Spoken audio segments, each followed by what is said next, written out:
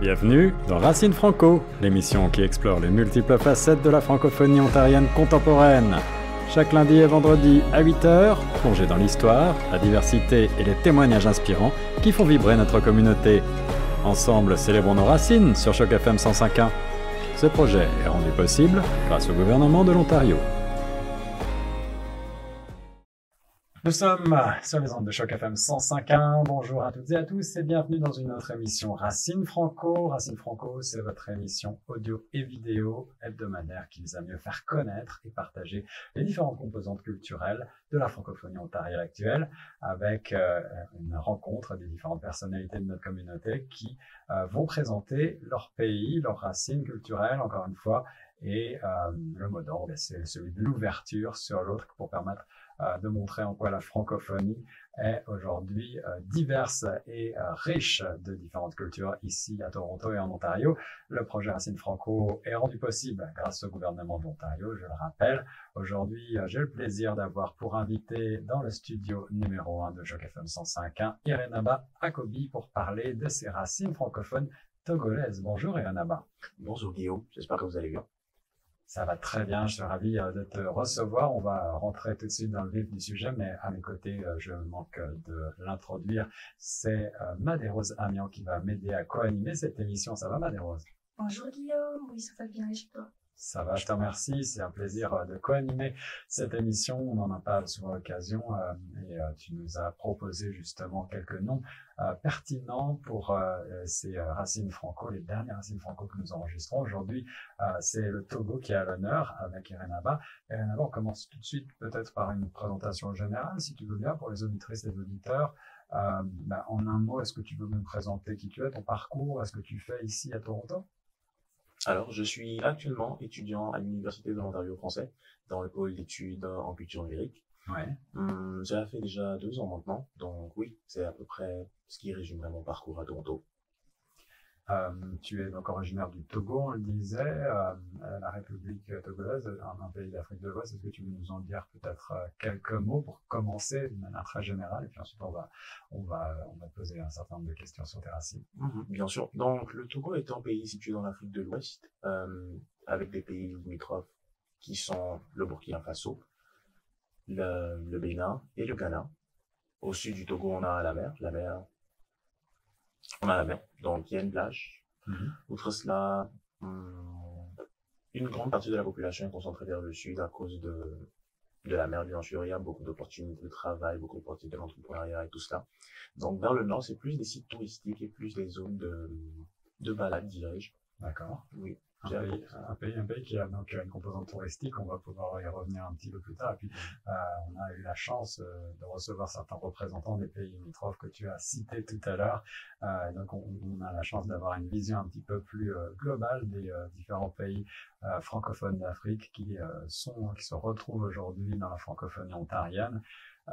Parmi ce qui fait ta culture, Irenaba, qu'est-ce que tu penses avoir amené avec toi ici en premier lieu? Quelle est la référence, quelle est peut-être la valeur, ou ça peut être un objet, ça peut être n'importe quoi. Qu'est-ce que tu as amené avec toi du Togo? Eh bien, personnellement, il s'avère que je suis un peu obsédé par la nourriture, dirais-je. J'adore la nourriture. Donc, avant de partir, j'avais rassemblé beaucoup de mets ou bien de composantes pour préparer des plats de chez moi, que je garde toujours d'ailleurs, que j'utilise par moment. Et ça me rappelle tout le temps mon pays, ça me donne toujours envie de rentrer, rien que pour goûter à nouveau ces plats que j'ai tant aimés dans mon enfance. Ouais, ça c'est super intéressant. On va parler de gastronomie dans un instant, certainement un petit peu davantage. Je sais que tu es spécialisé dans les études numériques à l'UOF, donc peut-être plutôt une des disciplines assez lointaines de la gastronomie. Mais est-ce que à tes heures perdues, tu es toi-même un cuisinier émérite? Oh, bien sûr, j'adore cuisiner. J'essaie toujours de nouveaux plats. J'essaie des plats de différentes cultures aussi, pour éviter d'être un peu trop implémenté dans ma propre culture. Donc, pour cette raison, j'essaie différents plats à chaque fois, mais j'aime toujours cuisiner des plats qui sont chez moi de temps en temps. Je peux passer des heures à le faire. C'est vraiment quelque chose que j'apprécie. On va y venir tout à l'heure aussi, mais je serais curieux de savoir s'il y a des endroits dans la ville où on peut trouver des produits justement de ton pays, le Togo. Mais n'anticipons pas. Est-ce que il y a quelque chose, là aussi un élément culturel, une valeur qui te manque? De quoi est-ce que tu es le plus nostalgique quand on parle du Togo? Hmm. Honnêtement, comme je l'ai dit plus tôt, c'est principalement la nourriture, c'est bien sûr. Mais si on exclut cela, l'une des choses qui me manque le plus, c'est les célébrations qu'on avait tendance à avoir de façon complètement hasardeuse.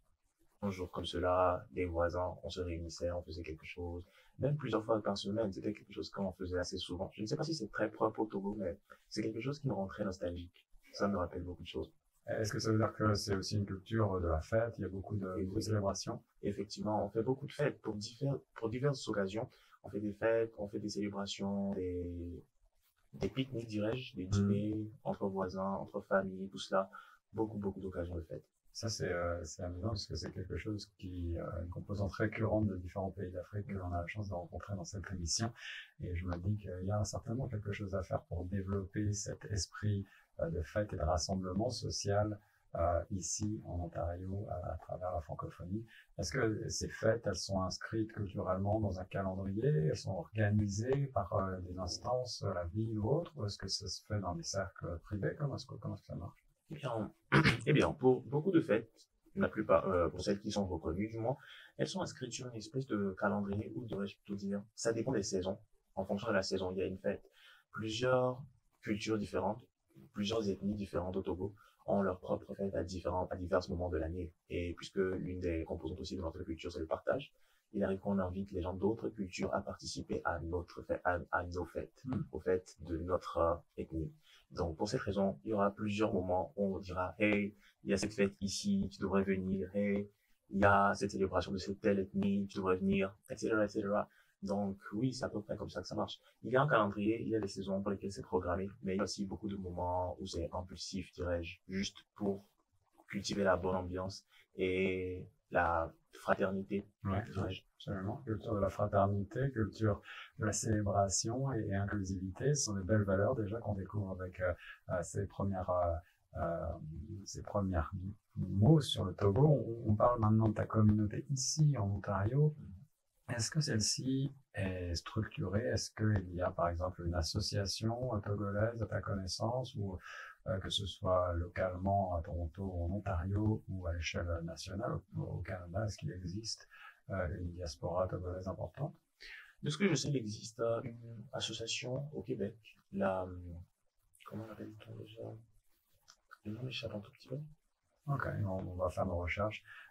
Donc, il existe une espèce de société, pas de société, mais une association de Togolais, une petite communauté, pas une petite, la communauté assez large, une communauté togolaise au Québec, dans plusieurs villes, telles que Gatineau, Montréal et j'en passe. Je ne connais pas toutes les villes en tête. Maintenant, à Ontario, ici, je ne suis pas sûr de cela, car après tout, je n'ai pas rencontré autant de Togolais que je l'ai fait au Québec. Donc, déjà, le nombre de Togolais est significativement plus petit qu'au Québec. Donc, je n'ai pas encore rencontré de communauté à proprement parler ou assez large. Mais, ouais, je dirais, il n'y a pas vraiment de réseau. Le seul moyen de se rencontrer, vraiment, c'est plus par le biais d'Internet, peut-être, dans des forums, ou alors lorsqu'on se rencontre dans les célébrations organisées par les associations dans d'autres villes et dans d'autres provinces. Ouais, même outre cela, à Toronto ou en Ontario, je n'ai pas encore rencontré de communauté togolaise. Parlons, si tu veux bien, de ton parcours d'intégration, justement en Ontario. Tu es étudiant à l'Université de l'Ontario français depuis maintenant 2 ans. Comment s'est passée l'intégration les premiers mois, l'arrivée ici au Canada et justement, quels ont été les principaux défis que tu as pu rencontrer lorsque tu as posé tes valises? Alors, une des choses à noter, c'est que le Canada n'était pas le premier pays où je suis allé pour étudier. Je suis d'abord allé au Maroc. J'ai fait déjà un an là-bas dans d'autres études, dans des études scientifiques. D'accord. Donc, j'avais l'habitude, j'ai pris l'habitude d'être éloigné de ma famille, de ma culture et tout ça. Même si, au Maroc, il y avait une très grande communauté togolaise pour nous accueillir, pour nous guider, nous aider, tout cela. Cela m'avait déjà donné un avant-goût de ce que c'était que de quitter son pays pour aller dans un autre pays avant d'étudier, de s'enrichir et rentrer chez soi. Donc, lorsque je suis arrivé au Canada, c'était plus facile pour moi de m'adapter. De plus, quand je suis arrivé, je n'ai pas vraiment été laissé à moi-même dans la mesure où j'ai de la famille ici. D'accord. Ils m'ont aidé à m'intégrer, ils m'ont appris les choses basiques, ils m'ont montré ce que je devais savoir et tout ça. Je suis resté avec eux pendant quelques temps. Ils résident au Québec, au passage, même s'ils viennent me rendre visite des fois ici. Donc oui, ce n'était pas très difficile de m'adapter, mais c'était une expérience définitivement différente de celle que j'avais eue dans le passé. Est-ce qu'il y a eu des surprises pour toi lorsque tu es arrivé, par exemple, à l'UOF, justement, au niveau du cursus éducatif, au niveau de la recherche peut-être de logement, ou des formalités administratives que l'on doit tous effectuer lorsqu'on est nouvel arrivant au Canada? Je ne dirais pas que j'ai eu des problèmes ou des complications, mais plutôt quelques surprises, dans la mesure où, lorsque j'essayais de faire mes formalités administratives, comme vous l'avez dit, surtout pour la carte de l'Ontario, on m'avait dit, plusieurs personnes m'ont dit, ça prend du temps, il y a une longue file, tout cela. Un petit exemple, c'est lorsque j'étais allé le faire avec mon oncle, celui qui m'a amené, faire ma carte. Ouais. Il n'y avait aucune file, donc pour moi, ça a été très rapide, j'ai réussi à faire tout cela assez vite. Donc, à chaque fois que les gens me disent, hey, c'est compliqué, c'est long, attendez, je me dis, mais ce n'est pas comme ça que ça s'est passé pour moi, donc je suis un peu confus. Outre cela, lors de la recherche du logement, je dirais aussi que j'ai été très chanceux dans la mesure où j'ai réussi à trouver un appartement qui était très bien situé à Downtown Toronto, à côté de la station Wellesley. Okay. Très proche de l'université, proche des magasins pour faire mes courses, pas loin du tout, proche de la station. C'était une très belle aubaine que j'ai eue. J'ai réussi à trouver un très bon appartement et un prix assez raisonnable pour sa localisation. En ce qui concerne l'école, j'ai été plutôt intrigué par le fait que le programme était définitivement moins chargé, dirais-je, par rapport à ce que j'ai vu dans le passé. Même au Maroc, on avait une tonne de cours qui étaient vraiment encombrés dans les jours de la semaine. On devait être vraiment, vraiment très, très actif. Même si je suis aussi très actif. C'est définitivement moins que ce que j'ai expérimenté dans le passé. Donc, c'est une très belle expérience, dirais-je, parce que c'est moins accablant et moins stressant. Des bonnes expériences, des bonnes surprises finalement et une intégration facile. Ça fait plaisir de découvrir ton parcours là-bas et de voir qu'effectivement les défis ne sont pas toujours ceux que l'on croit. Il ne faut pas toujours écouter les oiseaux de mauvais augure. Est-ce qu'il y a quand même un conseil que tu aurais en tête pour les nouveaux arrivants du Togo ou d'ailleurs qui s'installent au Canada pour réussir encore davantage leur intégration très rapidement comme tu l'as fait? Le conseil que je donnerais, c'est de bien s'informer, dans la mesure où, oui, il y a beaucoup de gens qui me disent certaines choses, comme vous l'avez dit, il faut pas écouter les oiseaux de mauvais augure. Mais c'est surtout qu'il faut chercher les informations réellement. Par exemple, si on va seulement sur la plateforme Reddit, le forum de discussion, on peut trouver plein d'informations sur comment trouver un bon logement, comment discuter, pas discuter les prix, mais comment savoir si c'est un bon prix, si les demandes faites par le bailleur ne sont pas excessives ou étranges. Il y a de très très bonnes indications, de très très bonnes aides que l'on peut trouver très très facilement. Il suffit juste de chercher un tout petit peu. Donc, c'est juste une question de s'informer. Il ne faut pas se laisser influencer. Il ne faut pas nécessairement avoir une mauvaise opinion. Il faut juste essayer de voir au-delà de ce que l'on a déjà et de ce que l'on nous a déjà dit. Et outre l'information que tu as pu consulter sur Internet, effectivement à travers ce genre de forum, est-ce qu'il existe des associations ou des organismes, voire même des individus qui ont pu t'aider dans ton parcours d'intégration et auxquels tu voudrais ici rendre hommage ou peut-être simplement les citer pour qu'à leur tour des nouveaux immigrants puissent les contacter? Donc personnellement, les institutions qui m'ont vraiment aidé, l'exemple que je donnerais, c'est l'association de togolaise au Québec. Ils m'ont pas mal aidé, ils m'ont montré certaines choses. Et aussi mon université, l'Université de l'Ontario française, a vraiment facilité l'intégration. Ils ont mis beaucoup de services à notre disposition pour nous aider à bien nous adapter, beaucoup de conseils, beaucoup de choses qu'ils nous ont dit pour pouvoir mieux comprendre, pour pouvoir mieux nous adapter à la vie au Canada. Beaucoup de choses comme cela. Donc oui, ils ont été d'une très grande aide. Aussi, il y a le centre francophone qui fournit une grande aide aux nouveaux arrivants. Vraiment une ressource très très importante et très fiable. Donc oui, je dirais, ce sont les figures auxquelles il faudrait s'adresser, sont l'université, le centre francophone, les associations et tout cela. De très bonnes figures pour nous aider. Merci Arnaba. On cite effectivement régulièrement le Centre francophone du Grand Toronto dans notre émission, qui est un des partenaires de Choc FM 105.1 et une ressource effectivement indispensable pour les nouveaux arrivants et plus généralement les francophones de la région, que ce soit en matière d'emploi, d'intégration, encore de santé. Ils sont là pour vous aider. Selon toi, quels sont les défis que rencontrent le plus souvent les nouveaux arrivants et comment pouvons-nous ensemble essayer de les surmonter en tant que communauté, toi qui maintenant vis depuis à peu près 2 ans à Toronto, dans un univers francophone en partie. Tu le sais, la communauté francophone est très plurielle. Est-ce que tu as une vision, une idée sur la manière dont on pourrait s'y prendre justement pour rassembler davantage les talents et faire en sorte qu'on soit plus fort collectivement? Honnêtement, je dirais que on est déjà sur la bonne voie dans la mesure où on a déjà une communauté assez active, une communauté qui s'étend aussi au fur et à mesure avec le temps qui passe. Donc, je pense que la seule chose qui pourrait vraiment être améliorée, c'est juste de, de pouvoir accorder une assistance assez, je ne dirais pas personnalisée, mais plus poussée pour les nouveaux arrivants, dans la mesure où, oui, on donne beaucoup de conseils, beaucoup d'indications, on accorde de l'aide, on leur accorde de l'aide, mais par exemple sur le plan personnel, même sur le plan psychologique et mental, beaucoup ne s'adaptent pas facilement, certains souffrent de dépression, de tout ça. Donc, il serait merveilleux si l'on pouvait trouver des ressources ou bien on pouvait accorder une certaine attention à ces sujets-là. Car après tout, c'est difficile de s'adapter quand notre corps suit, certes, mais notre esprit n'arrive toujours pas à s'adapter. Donc, c'est ce que je pense qu'il pourrait être mis en place. Et oui, la santé mentale, notamment, des sujets très très importants, notamment pour les nouveaux arrivants et pour les étudiants.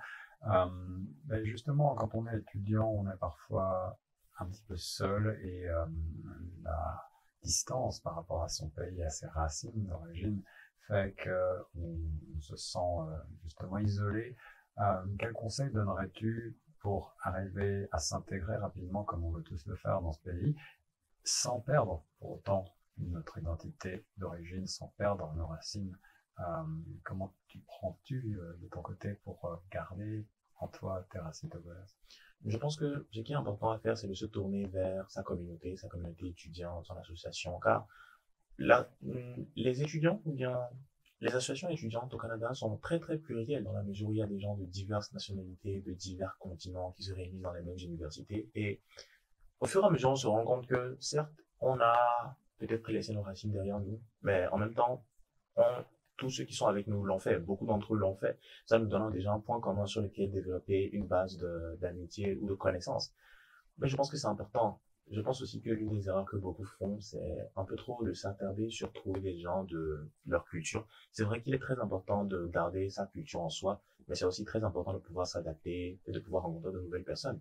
Pour preuve, j'ai rencontré beaucoup de gens de diverses nationalités, des Camerounais, des Mauriciens, des Jamaïcains, avec qui je me suis entendu merveilleusement bien, même si on avait des cultures différentes. On avait beaucoup de points communs, que ce soit même dans la culture. Donc, c'est important de se tourner vers sa communauté. Je ne dirais pas de laisser derrière ses racines, car il ne faudrait pas faire cela, mais aussi d'essayer de s'ouvrir aux autres, d'essayer de trouver le point où on converge. Car en même temps, le groupe dans lequel je suis, mon groupe d'amis actuel, est composé des gens de très très diverses nationalités. C'est rare de trouver deux personnes qui sont d'une même nationalité même. Tellement on vient de nationalités différentes, mais on s'entend très très bien. Les choses fonctionnent très bien entre nous, donc je me dis c'est important. Et aussi on rajoute des choses de chaque nationalité. Par exemple, un jour quelqu'un va se décider, ah hey, j'ai envie de cuisiner ceci, viens manger, j'aimerais partager cela avec toi.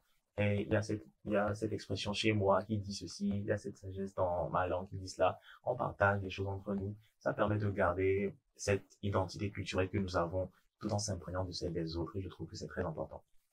Et justement, dans quelques instants, on va passer à ces questions qui vont nous permettre d'en savoir davantage à la fois sur tes racines franco-togolaises dans cette émission Racines Franco et d'essayer de capter un petit peu de cet esprit, de cette sagesse, de cette culture du Togo afin de mieux la connaître. Mais la dernière question de cette première partie pour toi, là-bas, c'est de savoir en quoi la mise en avant des racines culturelles dont on vient de parler peut nous aider aussi en tant que collectivité, en tant que communauté dans la francophonie ontarienne à lutter contre d'éventuelles discriminations qui existent malheureusement encore dans la société Canada.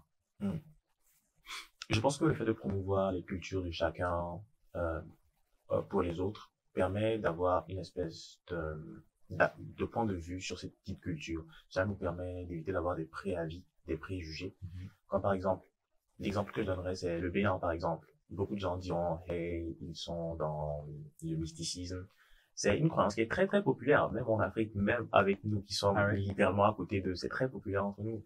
Mais on se rend compte que ce n'est pas vraiment le cas. Certes, le mysticisme existe. Certes, il y a différentes régions, différents spiritualismes. Ouais. Mais ce n'est pas existant pour tout le monde. Là, je pense même que la majeure partie de la population béninoise est chrétienne.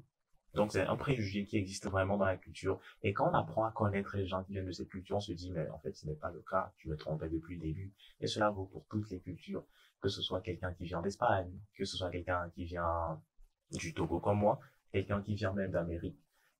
Tu sais, différentes choses, le fait de promouvoir notre culture, ou bien de promouvoir la culture d'autrui nous permet de déconstruire ces idées préconçues que l'on avait avant, afin de pouvoir mieux accepter les autres et être plus inclusif et plus, moins discriminatif, surtout. J'aime beaucoup ces paroles, Yarnaba, et cette idée effectivement que grâce à cet enrichissement culturel continu de la francophonie ici en Ontario, grâce à l'immigration et à ces différentes composantes, on peut casser tous ces présupposés, tous ces préjugés sur les uns et les autres, et on peut être plus fort et apprendre à mieux se connaître, et aussi apprendre à construire ensemble et à voir davantage les points communs que ce qui nous sépare, ce qui nous différencie. Malgré tout, on parle ici de racines culturelles et c'est toujours très intéressant de voir ce qui fait la spécificité justement d'un pays et de sa culture. Et je vais passer la parole maintenant à ma collègue pour les parties de questions plus générales sur ces racines togolaises, si tu veux bien, Marie-Rose. Merci Guillaume. Eh bien, Irénaba, comme Guillaume l'a annoncé, nous passons à des petites questions générales. La première est, quel est l'acteur ou l'actrice, le ou la plus connue du Togo? Alors, s'entend à tes yeux ou d'après toi, ou quelle est peut-être l'actrice ou l'acteur que tu préfères? Et on parle évidemment aujourd'hui ou dans l'histoire, dans le temps, il n'y a pas de frontières. Hein. C'est un peu compliqué pour moi dans la mesure où je ne suis pas très calé dans le domaine cinématographique. Je ne suis pas trop intéressé par cela. Je ne suis pas un grand friand des films et tout ça. Donc, je n'ai pas une grande connaissance des acteurs qui étaient très connus au Togo. Il y en avait plein, il y en avait beaucoup, dont je me rappelle le visage, mais pas le nom, malheureusement. Je ne pourrais pas apporter d'éléments concluants sur cela. Je suis désolé, mais je ne suis juste pas très calé sur ce domaine en particulier. C'est pas très grave. Cela nous amène à la deuxième question. Quelle est le ou la chanteuse la plus connue du Congo et du Togo? Oh mon Dieu. C'est vraiment dommage que je ne puisse pas me rappeler de son nom. Oh mon Dieu. Je la connais si bien. Je me rappelle de ses paroles, encore une fois. Je me rappelle de son visage si bien, mais je ne peux pas me rappeler de son nom. Alors, si on me demande quelle est la chanteuse la plus connue, par exemple, Ou le chanteur. oui, il y a cette chanteuse qui a fait l'histoire du Togo dans la mesure où elle était très populaire, elle a marqué l'histoire, surtout dans la période où il y avait la course à l'indépendance et tout cela. Elle était très, très influente. Elle a partagé beaucoup d'aspects de notre culture et cette chanson aussi dans notre culture, cette chanson dans notre langue, dans la langue la plus parlée au Togo, qui a été popularisée, qui a été chantée tellement de fois dans divers pays différents. Malheureusement, je ne me rappelle pas de son nom. Est-ce que tu peux citer peut-être le nom de la chanson ou un élément qui pourrait rappeler aux éditrices, aux auditeurs et les aider à aller trouver le nom de cette chanteuse? La partie compliquée, c'est que la chanson est écrite complètement dans notre langue et notre langue a son propre alphabet et tout ça.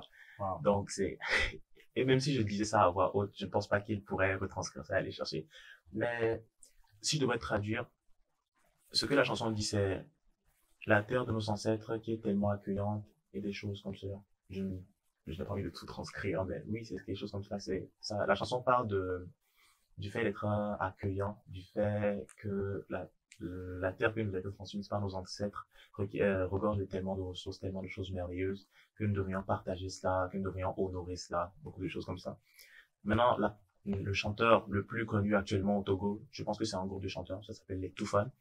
C'est très connu dans la mesure où ils ont chanté, ils ont fait beaucoup de hits sur YouTube, j'ai vérifié, et leur page YouTube a plusieurs millions d'abonnés, je crois. Ouais, ils sont très connus. Ils sont ils sont une partie vraiment très présente dans notre culture. Je ne pense pas qu'il y a un seul Togolais à qui on demanderait, hey, est-ce que tu connais les Toufani? Il dira, non, je ne pense pas qu'il y ait quelqu'un comme ça. C'est vrai, nous-mêmes les Ivoiriens, on connaît ce groupe-là et on continue de danser sur leur musique et tout. Alors, si tu permets, là-bas, pendant que tu parlais, je faisais une petite brève recherche et j'ai trouvé le nom de Bella Bello, de son vrai nom, Georgette Nafiatou Adjo Avi Bello, née en 1945 et morte en 1973. qui fait partie donc des chanteuses peut-être traditionnelles les plus célèbres du Togo. Est-ce que c'est d'elle dont tu Oui, voulais c'est parler? exactement elle. Oh mon Dieu, je sais pas comment j'ai pu oublier son nom. C'est correct, ça, tu peux continuer, Manuel. Ok, Rena, bah, certes que tu as dit que tu t'intéresses pas trop au domaine de la cinématographie, mais est-ce qu'il y a un film que tu as regardé dans ton pays qui t'a beaucoup marqué, ou que tout le monde regarde, ou tout le monde en parle? Alors, il y avait cette série un peu comme, je ne dirais pas, c'est une forme similaire à la télé-réalité, mais plus dans un esprit de narration. Le but de la série, c'était de créer des situations embarrassantes et compliquées, et à la fin de la série, on demandait aux téléspectateurs, à sa place, que feriez-vous? Je pense que c'était ça le nom de la série. Est-ce que tu parles pas des coups de la vie? Non, ce ne sont pas les coups de la vie. Je connais très bien la série parce que c'était fait dans notre langue. En fait, toute la série était dans la langue la plus parlée au Togo. Ok. Donc, c'était ça la série. C'est similaire au coup de la vie, dans la mesure où c'est très dramatique. Il y a beaucoup de situations très compliquées et à la fin, on demande au spectateur, à sa place, que feriez-vous? Et c'était intéressant de débattre de cela avec mes amis, sa famille et tout cela. J'aime le concept, je ne sais pas. Je pense que le nom de la série, c'est à sa place, que feriez-vous? Je pense que c'est ça le nom de la série. Je ne me rappelle plus parce que ça fait longtemps. Ça fait longtemps. Ça fait déjà peut-être 5 ans que la série a été peut-être mise en pause. Je n'ai plus regardé ça entre temps. Mais oui, c'était une série qui était très connue chez nous parce qu'on en discutait beaucoup. Les débats affluaient sur qu'est-ce qu'il faudrait faire dans ce genre de situation, qu'est-ce qui serait la meilleure approche, etc. Ce genre de choses-là, ouais. C'est pourquoi je t'ai demandé si c'était les coups de la vie, parce qu'on a un film assez similaire comme ça dans mon pays. À la fin, on me demande, à ma place, qu'auriez-vous fait? Oui, je connais les coups de la vie. Car après tout, les séries en Afrique de l'Ouest sont assez diffusées, assez largement. Elles sont très partagées. Donc oui, je connais très bien la série. Série très intéressante d'ailleurs. Ok, on passe à la question qui va sûrement te plaire, parce que tu as dit que tu adores la gastronomie et tout. Quel est le plat typique du Togo? Ok, cette question est un peu délicate parce que il y a plusieurs plats. Tu peux en citer quelques-uns, c'est correct. Il y a plusieurs plats auxquels, quand on me dit le mot Togo, je pense immédiatement sans aucun détour. Et je pense que tout Togolais qui se respecte, oui, je dirais ça, tout Togolais qui se respecte connaît ces plats et les a déjà goûtés de différentes façons. Et c'est aussi des plats qui sont cuisinés lors des célébrations. Alors, le premier plat, c'est une pâte faite à base de maïs écrasé. Ça, dans notre langue, ça s'appelle akoumé. Maintenant, il y a plusieurs noms parce qu'il y a différents ethnies et tout ça, mais c'est très très célèbre. Et je pense que ça existe aussi en Côte d'Ivoire, mais avec un autre nom. On appelle ça akoumé aussi, mais le dokunu. Exactement. Voilà, le dokunu, chez nous on appelle ça kom. C'est une autre pâte faite d'une différente manière, mais ça s'accompagne plus avec du piment et des sauces très épicées. Maintenant, la pâte akoumé en question s'accompagne de sauces généralement chargées de beaucoup de viande. C'est l'un des critères de la sauce. L'un des critères de la sauce. Ce qui te plaît plus dans la sauce. Bien sûr, je l'accepte et je l'admets. Il y a tellement de sauces différentes qui sont faites juste pour accompagner ce plat. Et généralement, les gens traitent ça comme le plat de résistance et les sauces sont l'accompagnement. Okay. Le second plat auquel je penserais serait du riz fait avec de l'haricot et bon, je ne connais pas le nom de ça en français. Je ne sais pas si c'est la soupe, non. Ça s'appelle akam pour donner une teinte un peu sombre, voire noirâtre au riz et aux haricots. Ça s'appelle aïmol. Traduction, mot pour mot, ce serait du riz avec des haricots. Okay. C'est fait généralement accompagné d'une sauce tomate, du piment, de viande, d'œufs, de poisson grillé. Et c'est des différentes choses comme ça. C'est un plat qui est très très typique chez nous. Beaucoup de gens vendent ça, ils font ça de diverses manières. Je ne pense pas qu'on pourrait manger le même plat de la même manière dans 2 restaurants différents. C'est toujours différent d'une manière ou d'une autre. Il n'y a pas de livre de recettes togolais de référence peut-être ou quelque chose que tu connais? Je pense qu'il y en a une bel et bien. Plusieurs fois, j'ai cherché sur Internet parce que, à mon grand dame, malheureusement, je ne maîtrise pas cette recette.